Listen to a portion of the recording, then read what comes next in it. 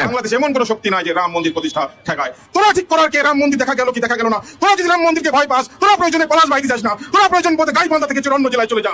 তত্ত্বাবধায়ক সরকারের যে উনি সরকার ছিলেন, তিনি জেলখানা থেকে সমস্ত সাম্প্রদায়িক শক্তিকে মুক্ত করে দিয়েছেন। রামচন্দ্রের উপরে যে আঘাত এনেছে আমি অত্যন্ত খুশি হয়েছি, কারণ তারা রামচন্দ্রকে ভয় পেয়েছে। আমি অত্যন্ত খুশি হয়েছি আজকে পলাশবাড়ি বাংলাদেশের মধ্যে নয়, আন্তর্জাতিক মন্দির হয়ে গেছে। আন্তর্জাতিক সবাই জিজ্ঞাসা করছে যে সেইখানে মন্দির উদ্বোধন হলে সারা বিশ্ব থেকে রাম ভক্তরা সেখানে যাবে। আমি মন্দির কমিটিকে আশ্বস্ত করেছি, আপনারা ভয় পাবেন না। আপনাদের কেউ কিছু বললে আমাদেরকে জানাবেন, প্রয়োজন বোধে ঢাকা অচল করে দিয়ে হলো আপনাদেরকে আমরা রক্ষা করব। রাম মন্দির পলাশবাড়িতেই হবে, তোরা থাকতে থাকবি, না থাকলে না থাকবি। রাম মন্দির প্রতিষ্ঠা হবে। এই বাংলাদেশের রাম মন্দির প্রতিষ্ঠা কেউ ঠেকাতে পারবে না। বাংলাদেশ এমন কোন শক্তি নাই যে রাম মন্দির প্রতিষ্ঠা ঠেকায়। আজকের এই ছাত্র এবং ছাত্র যুবদেরকে আমি ধন্যবাদ জানাই। ভাই আপনি হতাশ হবেন ভাই, আমরা দেখছি, হতাশ হবেন না। এই এই মানে খারাপ কথা তো বলতে পারি না, সবাই শুনে। এই বেকুব আর একটা মহিলা আছে হাইকোর্টের সুপ্রিম কোর্টের লয়ার, এই দুইটারে আমি বলছিলাম কারো সেদিনকে, মনে হয় মেয়েটার ঘরে সমস্যা আছে, না আবল তোমার বলার কথা না। বিয়ে না দিয়ে থাকলে আমাদের দেশে আছে কালচারে, কোনো ছেলে ভালো কাজ না করলে, মেয়ে ভালো না কাজ না করলে, মাথা ঠিক না হয়, মাথা খারাপ হয়ে যায়, তখন বিয়ে দেওয়ার চিন্তা ভাবনা করে, তো বিয়ে দিলে ঠিক হয়ে যাবে। মনে সমস্যা আছে। যাই হোক ভাই, রাম মন্দির নিয়ে কোনো সমস্যা নাই, রাম মন্দির বানাতে দিব না। আর একান্ত হয় ওখান থেকে যারা যাবে জুতা দেখাইতে দেখাইতে যাবে, রাম অপমানিত হবে না, আমি অপমানিত দেখা যাবে। এটা তো আসলে মূর্তি, মাটির। ওটা মন্দির, মূর্তি থাকবে মন্দিরের ভিতরে, বাইরে কেন? আমার কথা হলো এইটা। আশা করি সরকার সঠিক সিদ্ধান্ত নিবে। তাহলে থাকবে কি থাকবে না, হ্যাঁ না ভোটের মধ্যে সিদ্ধান্ত হবে, তাইলেও তো পারবে না। ভাই আমি একটা কথা বলি, বাংলাদেশের 7 থেকে 9% এই ইসকনি মালাউনদের জন্য আপনি বাংলাদেশে একটা গণভোট করবেন? আর জুলাই সনদের জন্য 20 কোটি মানুষের গণভোট হয়েছে। ওই গণভোটে বর্তমান পার্লামেন্টে ছেলে গুলি দেখায়, আমির খচ্চর গুলি দেখায়, আর আপনি এই মালাউনদের মূর্তির উপরে আপনি গণভোট করবেন? ভাই আমি বলতেছি গণভোট না, ওই যে পলাশবাড়ি এলাকা অর্থাৎ গাইবান্ধা একটা ভোট হইতেই পারে, দরকার আছে কি নাই, জনসচেতনতা জরিপ হইতে পারে, ওই সেন্সে বলছি। তবে কথা হলো উভয় রাষ্ট্রদ্রোহী কাজ করছেন, ওই নারী রাষ্ট্রদ্রোহী কাজ করছেন। আমি ইনশাল্লাহ প্রচলিত আইনেই তাদের বিচার হবে। আমরা ইসকনকে যেভাবে প্রশ্রয় দিই নাই, এরকম উগ্রবাদীকে অনেক প্রশ্রয় দিব না। আমরা সনাতনী ধর্মকে পছন্দ করি এবং তারা তাদের ধর্ম পালন করবে, তাদের প্রতি আমার ভালোবাসা থাকবে, তারা আমাদের অলংকার। বাট ইট ডাজন্ট মিন আমাদেরকে বলবে হরিদাস পাল, এই ধরনের শব্দ তারা ব্যবহার করছে। সুতরাং আমরা একটু কঠিন ভাবে দেখবো এদেরকে। এদের জন্য আসলে কঠিন হলে বাংলাদেশে বসবাস করি এই সনাতনী সম্প্রদায় কষ্ট করে যাবে, ব্যবসা বাণিজ্য বিপদ হয়ে যাবে। কেউ যদি ক্রয় বিক্রয় না করে সে থাকতেই পারবে না। 90% লোক যদি ওদের বাতার হাট ওদের ব্যবহার না করে, they will be in trouble. আজকে এক হিন্দু ভদ্রলোক বলছেন, আমরা তো অসহায়, তোমাদের জন্য আমরা বিপদে পড়বো, তোমরা তো ভারতের ইশারায়, পরিষ্কার বলছে। সুতরাং সকল হিন্দুদেরকে আমরা এইভাবে নিব না। যারা খারাপ তার খারাপ আচরণ করব, খারাপ আচরণ আইনি প্রক্রিয়া। হাসিন ভাই একটা কথা, আমি হিন্দু থিওলজি অনুযায়ী যারা এই কাজগুলো করছে, এই খানকির ছেলে যে কথা বলছে আর ওই খানকি মাগি যেভাবে কথা বলছে, এরা কিন্তু আসলে হিন্দু না, এরা হচ্ছে ইসকনি। জানেন তো ইসকনিরা আসলে হিন্দু না, ইসকনিরা হিন্দু ধর্মের ধারে কাছেও না। তারা ভগবান কৃষ্ণ, ভগবান ইন্দ্র, এদেরকে কিন্তু সরস্বতী, এদেরকে কিন্তু মানেও না। এই ইসকনি মাদার চোদরা এই ওইখানে গিয়ে রাম নিয়ে টানাটানি শুরু করছে। আর এখন এই রামদের পাশে দাঁড়াইছে মুসলমান নামধারী আওয়ামী ছাত্রলীগ, বিএনপি ছাত্রদল, এরা এখন সবাই নব্য হিন্দু হয়ে গেছে। হাসিন ভাই, এরা এখন নব্য হিন্দু। ভাই আমি আর একটু বলবো, এই যে ছেলেটা যে লোকটাই করতেছে, এই ভদ্রলোক কিন্তু মাঝখানে মুসলমান হয়েছিলেন, একজন একজন এসি মেকানিক ছিলেন এবং গণভবনে যাতায়াত করতেন, এবং এর মাধ্যমে প্রচুর টাকা পয়সা সে কামান, এবং র্যাপ করতে অ্যারেস্ট হন, পরবর্তীতে আবার মুসলমান হয়েছেন। এই যে দেখেন যে হিন্দু থেকে মুসলমান হয়ে আবার হিন্দু, এইটা কিন্তু একজন না, অসংখ্য, এবার মোর দেন 1000 আমাদের ইয়াং মেয়েদেরকে নষ্ট করছে। আমি একটা প্রেস ক্লাবে একটা অনুষ্ঠানে গেছিলাম, ব্যারিস্টার সরোয়ার ছিল, আমি ছিলাম, তারা নথিপত্র সাবমিট করছে, ওই ক্ষতিগ্রস্ত মেয়েরা এসেছিল প্রেস ক্লাবে, যে আমাদেরকে না বুঝে না শুনে মুসলমান মনে করে আমরা প্রেম করছি, আমার সতীত্ব হরণ সবকিছু, এবং একটা আমি বাধ্য হইয়া বেকার সামাজিক ইয়েতে হয়ে মেয়েগুলি ভারত চলে গেছে, অর্থাৎ বিক্রি করে দিচ্ছে। ফেব্রুয়ারি মাসের 17 তারিখে ওত নেওয়ার পরের থেকে আমি দেখি যে ভারতের আগ্রাসন বন্ধ করা তো দূরে থাক, ভারতের আগ্রাসী কোন সিদ্ধান্তের প্রতিবাদ করতেও বিএনপি সক্ষম হয় নাই, আমি দেখি নাই। যেমন আপনাদেরকে আমি উদাহরণ দিই, বর্ডারে আমাদের মানুষ মারছে, এর প্রতিবাদের বদলে শান্তির পোলা সাউয়া দাঁড়ায় বলছে এই নোম্যান্স ল্যান্ডে মারা নাকি যায়। ওর মাকে যদি বর্ডারে পাঠায়, এই সাউয়ার মা এবং বউ এবং মেয়ে তাদেরকে বর্ডারে পাঠাইয়া যদি ইসলাম দিয়া পুন দিয়া পেট বাঁধাইয়া দেশে ঢুকায়, ওইটা জায়েজ হয়ে যাবে সাউয়ার কাছে। এর তো কোনো প্রতিবাদ হয় নাই, উল্টা স্বরাষ্ট্রমন্ত্রী বলছে এটা ঠিক আছে, এবং রাষ্ট্রীয়ভাবে পররাষ্ট্র মন্ত্রণালয় থেকে এর কোনো প্রতিবাদ হয় নাই, প্রতিরক্ষা মন্ত্রণালয় থেকে এর কোনো প্রতিবাদ হয় নাই। গেল ভারতের নব্য হাই কমিশনার দীনেশ খানকির পোলা ত্রিবেদী বাংলাদেশে ঢুকে বাংলাদেশ বিরোধী বক্তব্য দেওয়া শুরু করলো। তাকে আজ পর্যন্ত পররাষ্ট্র মন্ত্রণালয় থেকে কোনো প্রতিবাদ হয় না, স্বরাষ্ট্র মন্ত্রণালয় থেকে প্রতিবাদ হয় না, প্রতিরক্ষা মন্ত্রণালয় থেকে প্রতিবাদ হয় নাই, এবং তারেক রহমানের যে ভিসা ইউনিভার্সিটির লন্ডনের কিরপরা কতগুলো প্রতিমন্ত্রী আর উপদেষ্টা বানাইছে, পর্যন্ত কোনো কথা বলে নাই। আপনি কি মনে করেন এই বিএনপির দ্বারা ভারতীয় আগ্রাসন বন্ধ করা তো দূরে থাক, এর জবাব দেওয়া সম্ভব কিনা? বকের মামুন। ধন্যবাদ। দিল্লির ঢোল দুদিকে বাজে, হাসিনা খালেদা উভয় নাচে, এটা আমি অনেক আগেই বলছিলাম, খালেদা যে সময় বলছিলাম, এবং একটা সময় এটাও বলছিলাম রুখো খালেদা হটাও হাসিনা। এই 13-14 আমি তো 2020 থেকে যেতে পারতেছি না। কেন বলছিলাম যে হাসিনা তারায় খালেদা, খালেদা তার হাসিনা, এই পারপিচুয়াল গেমটাকে বন্ধ করতে হবে, এই পরিবারতন্ত্র বন্ধ করতে হবে, ওয়ান ম্যান শো বন্ধ করতে হবে। আর একের পরে এক সামরিক সরকার আসে, আর কিছু কিংস পার্টি করা চলে, 7-8টা সামরিক সরকার আসছে, কয়েকটা ব্যর্থ হয়েছে, সেটা ভিন্ন কথা। আমাদের হাসিন ভাই, আপনি কি মনে করেন বর্তমান সরকার ভারতীয় আগ্রাসন থামানো তো দূরে থাক, ভারতীয় আগ্রাসনের প্রতিবাদ করাও তাদের দ্বারা সম্ভব না? আপনি কি আমার এই মন্তব্যের সাথে একমত না দ্বিমত পোষণ করেন? সরকারকে আমরা বাধ্য করবো যে কাজটা আমরা করতেছি, আমি আপনার সাথে একমত, আমি বলছি আমি আপনার সাথে একমত, আপনি একমত, আমি আপনার সাথে একমত, কথা বোঝার চেষ্টা করেন। আমাদের সরকার কারা? এই যে এতবার বলছে আনন্দবাজার পত্রিকা স্বাক্ষর করে গেছে, চুক্তি করে গেছে। আসিম ভাই, আমাদের সরকার কারা? আমাদের সরকার সারুয়া, আমাদের সরকার কারা? এইবার আপনি লাইনে আইছেন ভাই, এইবার আপনি লাইনে আইছেন। এই সারদ্রি সাহেব বলতেছেন তার কাটা বেড়া উনি নিজের সীমান্ত দিবেন। উনি কি জানেন তার কাটা বেড়া দিলে আমার দেশকে ছেড়ে দিতে হবে জিরো লাইন থেকে? যার দরকার সে তার কাটা বেড়া দিবে, আমি কেন দিব তার কাটা বেড়া? এই সারদ্রি সাহেব বলে তার কাটা বেড়া নিজের দেশে দিবে। আরে এরকম আহাম্মক লোক তো হইলে তো বিপদ। ভাই আমার চিটগঙ্গের এক লোক কইছে যে সালাউদ্দিনের জন্ম হয়েছে হিজরাত পন্দামিতে, ও আসলে পুরুষ না, ওর জন্মই হয়েছে হিজরাত পন্দামিতে, ওর মার বিয়ে হয়েছে কোন এক হিজর লগে, ওই হিজরাত পন্দামিতে ওর বিয়ে জন্ম হয়েছে সাউয়ার পোলা। চেহারা দেখলে মনে হয় একটা আধা পুরুষ আর আধা মহিলা। কি বলা বীর মতো কথা কয়, সালা সমকামীদের মতো কথা কয়। কি বলা ওরা বানিয়েছে স্বরাষ্ট্রমন্ত্রী, ওরা বানিয়েছে সংবিধান বিশেষজ্ঞ, সিলওয়ার পোলা।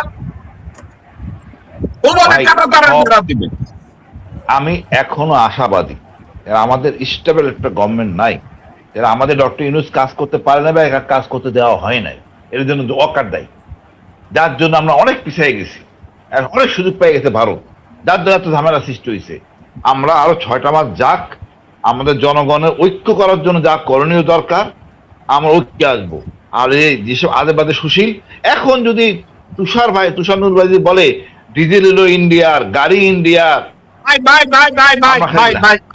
ভাই আমি ওখানে যাচ্ছি, আমি আপনারা এই কথাটাই জিজ্ঞাসা করবো। এই মন্তব্যটা শুনেন হাসিন ভাই, এইটা শুনেন, এইটা একটু পরে। আমি কর্নেল হাসিন, আপনাকে আমি একটা কথা জিজ্ঞাসা করব। ভারতের গাড়ি হলো মারুতি। বাংলাদেশের কত পার্সেন্ট মানুষ এই মারুতি ব্যবহার করে? কত পার্সেন্ট? 1%। যারা গাড়ি ব্যবহার করে 1%ও মারুতি ব্যবহার করে না, কিন্তু করে।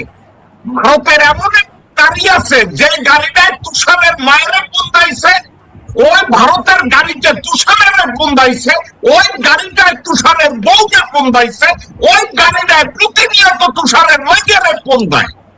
এই খানকির পোলা বলে ভারতের বানানো গাড়িতে নাকি আমরা চড়ি। আরেকটা কথা কয় ভারতীয় ডিজেল নাকি ওর কুকিতে ওখানে ভারতের ডিজেল দেখে। আবার আমার একটা সত্য কথা কন্ত মামুন ভাই, হাসিন ভাই, ভারতের বানানো এমন কোন সাউন্ড সিস্টেম আছে আমাদের বাংলাদেশিরা ব্যবহার করে? একটু কম তো। আমি জীবনে এই একটা অটিস্টিক লোক আবল তাবল, এরাই আমাদের শত্রু। আমরা বলবো যে এরাই আমাদের শত্রু। জনগণকে আবল তাবল বকে। ওর যদি এত ভারত প্রেম থাকে ভারতে থাক, আমার দেশের দরকার নাই তো। আমার যা আছে তা নিয়ে চলবো, ভ্যানে চড়বো, অসুবিধা নাই তো। আর আমরা যাই চড়ি টাকা দিয়ে কিনে চড়ি, বিনা পয়সায় নেই না, অনুদানে চলি না। এত লম্বা কথা বলো কি আছে? ভারত তো আমার বিনা পয়সায় একটা দেয় না, টাকা দিয়ে কিনি। এখন আমরা কিনবো না, আমরা চিন্তায় কিনবো, ভারতীয় পণ্য বর্জন করবো। আমরা আমাদের যা আছে তা নিয়ে চলবো, ভারতের বর্জন থাকবে না বাংলাদেশে। দেখি কার কি ক্ষমতা আছে এই তুষার চরুপ দেয় ভারতে। আবল তাবল লোক উস্কৃঙ্গল এই কয়দিন আগে ডাক্তার জাহিদ দিয়ে অপমান করছে, এরপরে লজ্জা হয় নাই। টিভি নিয়ে একটা বড় কথা বলে ঢুকে বাংলাদেশে, এরপরে যে লজ্জা হয় নাই। এদের জুতা পেটা করা দরকার। আগামীর বাংলাদেশ হবে চটথাপ্পড়ে বাংলাদেশ, এছাড়া এরা সোজা হবে না। এক দর্শক বলেছে আমাদের দেশের সব অনিষ্টের মূল ডিজিএফআই, এই ডিজিএফআই কে ব্যান করা উচিত। আমাকে একটা কথা বলেন, ডিজিএফআই কে ব্যান করা উচিত এই কথাটা কিন্তু শুধু আজকের স্লোগান না, এই স্লোগান অনেক পুরানো। আজকের বিষয়ের সাথে এটা যায় না। আমি যেটা নিয়ে কথা তুলছি তার সাথে ডিজিএফআই যায় না, কিন্তু এক লোকের এই মন্তব্যের উত্তরটা যদি আপনি বলেন যে ডিজিএফআই তাদের কোনো কাজ নাই রাজনৈতিক ভিন্ন মতাবলম্বীদেরকে ফোন কইরা তাদেরকে কচু খেতে নিয়ে অ্যারেস্ট করা, ডিজিএফআই কাজ না আয়না ঘর তৈরি করা, ডিজিএফআই কাজ না কোন পত্রিকা কোন মিডিয়া কোন নিউজ করবে অথবা করবে না, ডিজিএফআই এই খাতির পোলাদের কাজ না পৌরে বাঁধানো। পৌরে ডিজিএফআই তে যত কর্মকর্তা এই কাজগুলো করে ওদের পৌরে পেট বাঁধা, বাইরের কেউ যায়, ভারতীয় কেউ যায় ওদের পৌরে পেট বাঁধায়। আর ওরা পেট বাঁধায় ক্ষমতায় যে থাকে তাদেরকে সেবা কইরা, আর ওর ক্ষমতা থেকে যখন এই খাদ্যের বলে যে চলে যায় ডিজিএফআই ডিজিরা দৌড়ে গিয়ে ভারতে উঠে। তাইলে এই ডিজিএফআই এর প্রয়োজনীয়তা নিয়ে অনেকে প্রশ্ন তুলে। আপনি ডিজিএফআই অন্যায় কাজ করেছে, আপনি কিন্তু তার ভুক্তভোগী হাসিন ভাই, আপনি তাদের ভুক্তভোগী। কর্নেল ফেরদৌস আজিজ ভুক্তভোগী, দেশের মানুষ ভুক্তভোগী। এই ডিজিএফআই ও খানকির পোলা এদের কার্যক্রম এভাবে রাখার দরকারটা কি? আমি যদি কর্নেল হাসিন আপনাকে বলি, আমি বলি ভাই, ডিজিএফআই যে কাজ করছে গর্হিত কাজ করছে, পৃথিবীর ইতিহাসে এরকম হয় না। আবার দেখেন এই ডিজিএফআই ডিজিরা ভারতে পলায় গেছে। উনি যে প্রশ্ন করতে ঠিকই বলছেন, ডিজিএফআই দরকার নাই, ডিজিএফআই কে নতুন করে সাজাইতে হবে। দেশ প্রেমকে ডিজিএফআই সামনে 100 বছর দেখবে। ডিজিএফআই কোনো দলের না, ডিজিএফআই হইবে দেশের। নাম পরিবর্তন করা দরকার, চার্টার অফ ডিউটিস পরিবর্তন করা দরকার, সংবিধান মতে তার দায়িত্ব দেওয়া দরকার।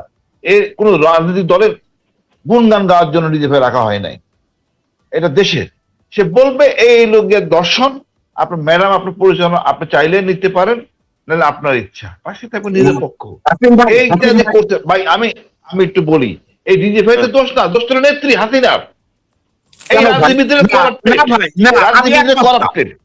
না ভাই হাসিন ভাই, আমি যদি আপনার সাথে একমত না হই, আপনাদের আমি বলি একটু একটু শুনেন। আমেরিকার প্রেসিডেন্ট হলো ডোনাল্ড ট্রাম্প, তার ন্যাশনাল সিকিউরিটি অ্যাডভাইজার ছিল তুলসী গ্যাবার্ড। তুলসী গ্যাবার্ডকে বলা হইলো এফবিআই কে দিয়ে এই কাজ করাইতে ওই কাজ করাইতে ওই কাজ করাইতে। তুলসী গ্যাবার্ড বুঝা গেল দিয়ে এমন কিছু কাজ করানো হচ্ছে, ক্ষমতা থেকে চলে যাওয়ার পরে তুলসী গ্যাবার্টকে আইনের মুখোমুখি করা হবে, বিচারের মুখোমুখি করা হবে। তুলসী গ্যাবার্ট কি করছে আপনি কি জানেন? একেবারে সরাসরি ওভাল অফিসে গিয়ে বলছে, স্যার এটা আমার দ্বারা, এগুলো আমার দ্বারা করা সম্ভব না, সংবিধানের এই অনুযায়ী, এই আইন অনুযায়ী আমি এগুলো করলে আমাকে পরবর্তীতে অ্যাকাউন্টেবল করা হবে। এখন বাংলাদেশে এই যে জেনারেল হামিদ, জেনারেল জাহাঙ্গীর, তারপরে অন্যান্য জেনারেল যারা ওখানে কাজ করছে, মোল্লা আকবর, এই মাদারচোদরা যারা যারা কাজ করছে, এরা কয়জনে হাসিনার সামনে গিয়ে রিস্কিয়ে বলছে follow this order, this is unlawful order, করতে পারি না, আমি ভারতে পালাইতে চাই না, কয়জনে বলছে? আমার ভাই, আপনি যদি সেনাপ্রধান বানান আজিজ, সেনাপ্রধান বানালেন শফিউদ্দিনকে, তুই ছাগল অন্য ডিজি ভাইরা কি করবে? দোষ তো সেনা নেত্রীর, এই হাসিনার। আমার বলেন, আমার দেশে কোন একটা ইনস্টিটিউশন নাই রাজনীতির জন্য যে তারা 1 মাস ক্লাস করবে, দেশপ্রেম শিখবে, জিও পলিটিক্স শিখবে, অর্থনীতি শিখবে, কিছুই নাই আমার দেশে রাজনীতির জন্য। এই জন্য মমতা ইসা গান গায় সংসদে, এই তো হয় না তো। বিভিন্ন জেলার লোক আছে, ফেরদৌস বলছে যে আমাদের লোক জানে না এটা। আসলে একটা ইনস্টিটিউশন দরকার সংবিধানে, সংসদের ভিতরে হোক, যেখানে ক্লাস শিখাবে, দেশপ্রেম শিখাবে, সেনাবাহিনী এসে ক্লাস দিবে, এইটা সার্বভৌমত্ব, এইটা আমাদের এই জায়গায় উইকনেস আছে, এখানে আমাদের প্লাস পয়েন্ট, এখানে মাইনাস পয়েন্ট, এগুলি আলোচনা করবে। তারা কিছুই জানে না। আইসা এখন সংসদে বলে আমার কি বলে মাইক্রোওভেন লাগবে, আমার ওয়াশিং মেশিন লাগবে, এইটা হলো গিয়ে সংসদে বলে যে আমাদের এটা, এই আমাদের বাসায় মাইক্রোওভেন লাগবে, শপিং ওয়াশিং মেশিন লাগবে। এই মুহূর্তে রাজনীতিতে যেসব লোকজন, ইভেন দেন টক শোতে, বিভিন্ন জায়গায় যারা রাজাকার, আলবদর, আল শামস, পাকিস্তানি এই শব্দগুলো টেনে আনে, তারা পরোক্ষ বা পরোক্ষভাবে ভারতীয় আগ্রাসনকে সমর্থন করে। কারণ এই শব্দগুলোর বেনিফিশিয়ারি ভারত, এই শব্দগুলোর বেনিফিশিয়ারি ভারতের কৃতদাসরা। শব্দ বাংলাদেশের দেউলিয়া, কিন্তু তারপরেও এই শব্দগুলো যারা ব্যবহার করে সে ভারতের ইন্ধনদাতা। তথ্যটার উপরে আপনি কি মনে করেন? মানে আসেন, এরা হলো ভাই জেনারেল উবানের অনুসারী, অখণ্ড ভারতের বিশ্বাসী। এদেরকে আসলে আমার দেশে প্রশ্রয় দেওয়া উচিত না। 54 বছর, 55 ইয়ার্স হয়ে গেছে আমাদের, এখন আমরা 71 টানি।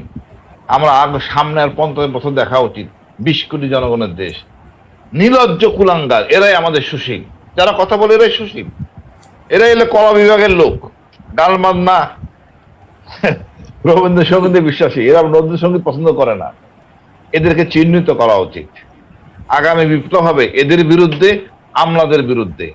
এই দুইটা শ্রেণীকে সোজা করতে হবে, না দেশ ঠিক হবে না। আজকে আপনার চার পাশে যারা বসে আছে,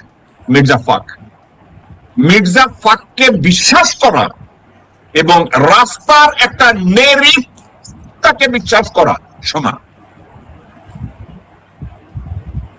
আমির খচ্চর মাহমুদকে বিশ্বাস করা আর রাবিট হওয়া, পাতা কুত্তাকে বিশ্বাস করা সমান।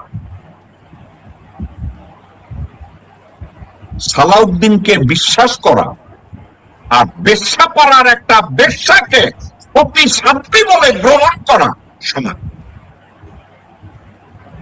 বরকত আব্বাস এবং আব্দুল আবাল মিন্টু এবং তার সন্তানকে বিশ্বাস করার অর্থ মীর জাফরকে দেশপ্রেমিক মনে করা। তারেক সাহেব, এগুলো বাস্তব, এগুলোর ইনভেস্টিগেশন আপনি করেন বসে বসে। কিন্তু একটা কথা, বাংলাদেশের রিফর্মের জন্য এই রিফর্মটা আমি করতে পারবো না, কর্নেল হাসিন করতে পারবে না, কর্নেল ফেরদৌস আজিজ বা অ্যাডভোকেট মামুন করতে পারবে না, কোন অন্তর্বর্তীকালীন বা তত্ত্বাবধায়ক সরকারও করতে পারবে না। আপনি পারবেন। আমি একটা জিনিস বিশ্বাস করি, আপনি জিয়া রহমানের সন্তান এবং আপনি দেশপ্রেমিক। আমি অনেক সময় আপনাকে গালিগালাজ করি যে আপনি ভারতের বুক খাইছেন, আপনি মুখ খাইছেন। এই গালির পিছনে যথেষ্ট কারণও আছে। কিন্তু সত্যিকার অর্থে বাংলাদেশকে রক্ষা করতে গেলে সবার অন্তরালে বসে কিছু কাজ করতে হয়। আমি বিশ্বাস করতে চাই যে আপনি কাজগুলো করছেন। আমি বিশ্বাস করতে চাই যে আপনার কাছে একটা ভারত পলিসি আছে। আমি বিশ্বাস করতে চাই যে বাংলাদেশের একটা প্রতিরক্ষা পলিসি আপনার মাথায় আছে এবং আপনি এটার উপরে কাজ করছেন। আমি বিশ্বাস করতে চাই আপনার কাছে একটা জুডিশিয়ারি পলিসি আপনার ভিতরে আছে, শিল্প বিপ্লবের একটা পলিসি আপনার মধ্যে আছে। এগুলো যদি আপনার মধ্যে থাকে আর আপনি যদি কারোর সাথে এগুলো শেয়ার না করেন, এটা মঙ্গল। কারণ আপনি শেয়ার যদি করতে থাকেন, যে পলিসিগুলো আপনার আছে, আপনাকে মেরে ফেলবে। কেউ যদি আমাকে বলে তারেক রহমান নিজেই একটা গুপ্ত, আমি বলবো জিন্দাবাদ। আমাকে কেউ যদি বলে তারেক রহমান গুপ্ত, আমি বলবো may Allah bless him and save him. Tarique Rahman সাহেব, আমরা পলিসির পরে পলিসি নিয়ে কথা বলতে পারবো, আমরা আলোচনা করতে পারবো, কিন্তু আপনি এই পলিসিগুলো এক্সিকিউশনের একমাত্র মাধ্যম হতে পারেন। একটা কথা আপনি মাথায় ঢুকিয়ে রাখেন, আপনার বর্তমান ক্যাবিনেটকে দিয়ে বাংলাদেশকে রক্ষা করা সম্ভব না। আপনার বর্তমানে 3 বাহিনীর প্রধানকে দিয়ে বাংলাদেশকে রক্ষা করা সম্ভব না। আপনার চারপাশে যে গোষ্ঠী বসে আছে, এদেরকে দিয়ে বাংলাদেশ রক্ষা সম্ভব না। এদের চাটুকারিতায় আপনি যদি খুশি হন, কিছু সময়ের জন্য হতে পারেন, কিন্তু আমি বলবো যদি আপনি গুপ্ত থেকে আপনার বাংলাদেশকে, আপনার মাতৃভূমিকে রক্ষার কাজে আপনি কাজ করে যাবেন, কথা কম কাজ বেশি, এটা ছিল আপনার বাবার পলিসি। এই পলিসিটাকে যদি এক্সিকিউট করতে থাকেন, দেন প্লিজ গো অ্যাহেড। আপনার আব্বা সরকার পরিচালনা করার সময় রাজনৈতিক ব্যক্তিবর্গ, সেনা সদস্যের লোকজনের বাইরেও তার একটা উপদেষ্টা মণ্ডলী ছিল।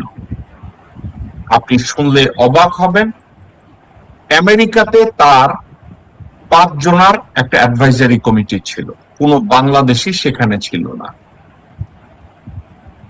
ব্রিটেনে তার 3 জনের উপদেষ্টা মণ্ডলী ছিল, ওখানে কোনো বাংলাদেশি ছিল না। আমেরিকার 5 জন এবং ব্রিটিশদের 3 জন, এই 8 জনকে নিয়ে আপনার বাবা প্রতি 3 মাসে একবারে মিটিং এ বসতেন, দরকার হলে প্রতি মাসে একবারে মিটিং এ বসতেন। উনি এই কাজটা করতেন। আমি আপনাকে বলবো, আপনি বিশ্বস্ত লোকজনদেরকে খুঁজে বের করুন। আপনার এ ধরনের একটা কমিটির দরকার আছে। আমি আপনাকে গালি দেব, colonel Hasin, colonel Ferdous Aziz, advocate Mamun আপনাকে গালি দেবে, কারণ আমরা সবাই আপনার ভালো চাই। আপনার ভালো এজন্য চাই না যে আপনি আমাদের বন্ধু, আপনার ভালো আমরা এজন্য চাই না যে আপনি দেখতে খুব সুন্দর অথবা ভালো বক্তা। আমরা এজন্য ভালো চাই কারণ আমার সরকার প্রধান সফল হলে আমার দেশের অস্তিত্ব বাঁচবে। আমার সরকার প্রধান সফল হলে আমার দেশের 20 কোটি জনগণ উপকৃত হবে। তারেক রহমান সাহেব, আপনার কাছে বা আপনার দলের কাছে এমন কিছু নাই যেটা আমার দরকার। আমি জেকব মিল্টনের কোনো কিছুর দরকার নেই। না আপনার আশীর্বাদের দরকার আছে, না আপনার টাকা পয়সার দরকার আছে, না আমার রাজনৈতিক ফেভার দরকার আছে। কিন্তু আমার বাবা এবং মায়ের কবরের সাথে আমি এতটুকু বলবো, আমি চিন্তা করতে চাই না যে আমার বাবা মায়ের কবর ভারত রাষ্ট্রের অধীনে। আমি এটা শুনতে চাই, আমি এটা জানতে চাই না, আমি এটা দেখতে চাই না। আমার দেশ দরকার আছে, আমার দেশের সার্বভৌমত্বের দরকার আছে, আমার দেশের অস্তিত্ব দরকার আছে, আমার দেশের পরিচয় দরকার আছে।